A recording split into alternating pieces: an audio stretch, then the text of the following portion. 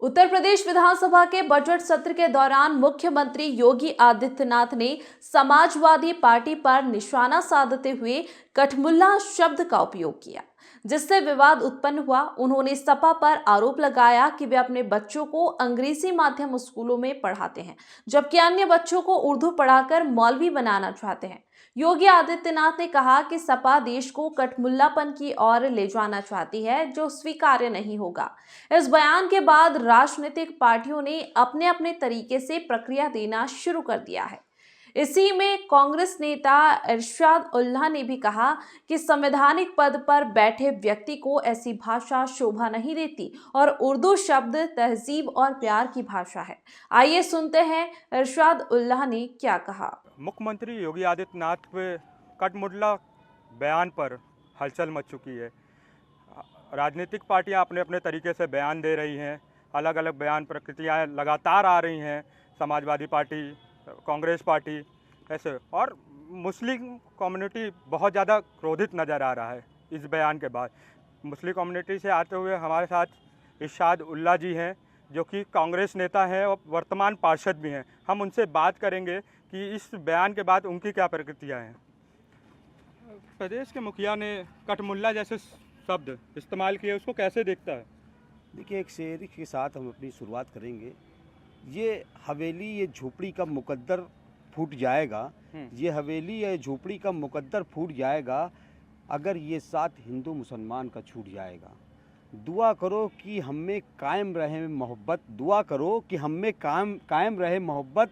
ये मोहब्बत अगर टूट जाएगी तो भारत टूट जाएगा। तो देखिए, जिस तरीके से मुख्यमंत्री योगी आदित्यनाथ जी ने जो बयान दिया है, तो क्या उनको सिर्फ और सिर्फ जो है हर एक चीज़ में, सबसे बड़ी बात है इनके हर एक चीज़ में सिर्फ मुसलमान नज़र आते हैं। वो देश में सर समाज की बात नहीं करते। आप शिक्षा की बात नहीं कर रहे हैं, आप रोजगार की बात नहीं कर रहे हैं, आप शिक्षा चिकित्सा की बात नहीं कर रहे हैं, आप सिर्फ बात कर रहे हैं कठमुल्ला और न जाने क्या कह के मौलाना और ये वो। अरे इसी स्कूल से, जिस स्कूल की आप बात कर रहे हैं, जिस उर्दू की बात कर रहे हैं, उर्दू ज़बान हमारे मादरे वतन ज़बान है। ये ज़बान जो है हिंदुस्तान की माँ है, इतनी खूबसूरत है। और हिंदुस्तान का कोई ऐसा शख्स नहीं है जो उर्दू नहीं बोलता। हर एक बोल चाल में, हर एक भाषा में उर्दू का प्रयोग होता है। और इसी उर्दू से, इसी उर्दू मज़हब क्या बोलते हैं, उर्दू से मुंशी प्रेमचंद जी जैसे महान शख्सियत, और न जाने कितनी शख्सियत ये उर्दू से ही पढ़कर निकली है। तो उर्दू तो हमारी हिंदुस्तान की ज़बान है, हमारी माँ है। और मुख्यमंत्री जी जिस तरीके से उन्होंने बयान दिया विधानसभा में, तो हमको नहीं लगता कि उनको ऐसा बयान देना चाहिए, क्योंकि वो एक संवैधानिक पद पर बैठे हुए हैं और उनको पूरा देश देख रहा है। पूरे उत्तर प्रदेश ने, पूरी दुनिया के कि आपकी जो बातचीत है वो जाती है, वो लोग देखते हैं। तो आप मतलब ऐसी भाषा बोल के क्या आप उर्दू की तौहीन नहीं कर रहे हैं?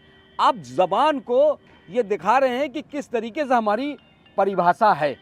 बहुत खूबसूरत, बहुत मोहब्बत दर्शाती है, पेश करती है ये उर्दू ज़बान। और हम तो इसको गलत मानते हैं कि उत्तर प्रदेश के मुख्यमंत्री जी ने जो बयान दिया है, ये सरासर जो है असंवैधानिक है। और इतने बड़े पद पर बैठकर उनको ये नहीं बोलना चाहिए।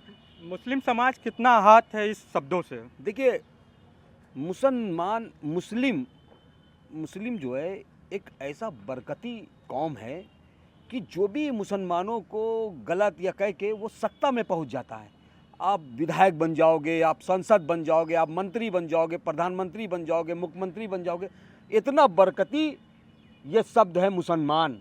उसको आप कुछ भी बुरा भला कह के, उसको गरिया के कुछ भी कह के आप सत्ता के अधीन तक तो पहुंच जाएंगे, लेकिन आपके अंदर का जो आत्मा है ना, वो मर जाएगी।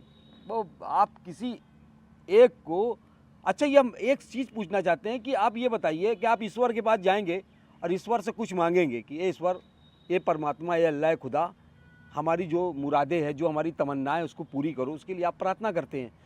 ईश्वर का ही बनाए हुए इंसान है, या हिंदू या मुसलमान, उसी ने एक इंसान को बनाया है, सिर्फ इंसान पैदा किया। उसके अंदर आप उससे भेदभाव कैसे कर सकते हैं?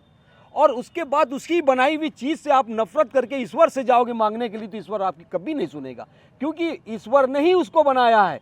इंसान को ईश्वर ने ही बनाया और ईश्वर के बनाई हुई चीज़ से आप नफरत करोगे और उसी के पास जाओगे मांगने के लिए तो कभी नहीं देगा, कभी नहीं देगा, कभी आपकी मुराद पूरी नहीं करेगा, कभी आपकी जायज़ तमन्नाओं को पूरी नहीं करेगा। अगर आप एक इंसान से मोहब्बत करो, नफरत करोगे। ये इंसान, देखिए दुनिया के अंदर सबसे बड़ा धर्म जो है सिर्फ और सिर्फ इंसानियत है। जिस इंसान के अंदर इंसानियत मर गई तो वो इंसान ख़त्म हो गया, मतलब वो इंसान रह ही नहीं गया, वो तो जानवर से बदतर हो गया, क्योंकि जानवर भी अपने लोगों से मोहब्बत करता है। लेकिन एक इंसान अगर इंसान से नफरत करता है तो समझ लो उसके अंदर वो इंसान हो ही नहीं सकता, वो पूरी तरीके से समाज से बहिष्कार उसका होना चाहिए।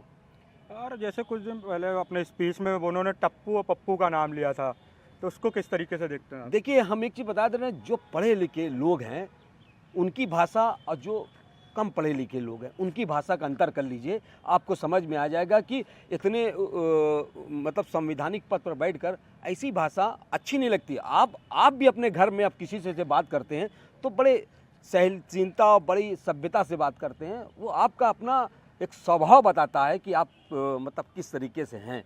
वो स्वभाव के ऊपर ही सारा फर्क बनता है। अगर आप अच्छी शिक्षा और अच्छे पढ़े होंगे तो आपकी जो वाणी है, जो आपका शब्द है, वो भी बड़ी मोहब्बत वाला शब्द होगा। और बाकी तो आप पूरा देश देख रहे हैं किस तरीके से भाषा, किस तरीके से पूरे सोशल मीडिया पे तमाम तरीके से बात होती है, तो मैं समझता हूँ कि उनकी दिमागी संतुलन गड़बड़ा गया। जैसे हमने इंटरनेट का सहारा लिया, कटमुल्ला का मतलब निकाला, बिना पढ़ा लिखा मुल्ला, क्या मतलब योगी आदित्य क्या दर्शाना चाह रहे थे इस शब्दों के साथ? देखिए इस तरीके से आप देख रहे हैं? देखिए उनकी जो भाषा है ना, वो किसी एक कौम को बुरा भला कह के वो सत्ता तो हमने बताएंगे पा गए हैं, लेकिन आदमी का वो बता देता है कि आप खुद के अंदर जो शब्द कोई प्रयोग नहीं कर रहा है, मतलब कोई ने कभी ना सुना होगा, तो ऐसी सब प्रयोग करेंगे तो अच्छा नहीं लगता समाज के अंदर। आप एक संवैधानिक पद पर बैठे हो, ऐसा नहीं बोलना चाहिए, मैं इसको गलत मानता हूँ। और तमाम लोग और देश के अच्छे पढ़े लिखे लोग भी इसको गलत मानते हैं। आपने देखा हमारे साथ इरशाद उल्ला जी थे जो कि कांग्रेस के नेता, उन्होंने भी आक्रोश दर्ज किया। कैमरामैन जहीन के साथ मैं विशाल श्रीवास्तव, प्रयागराज।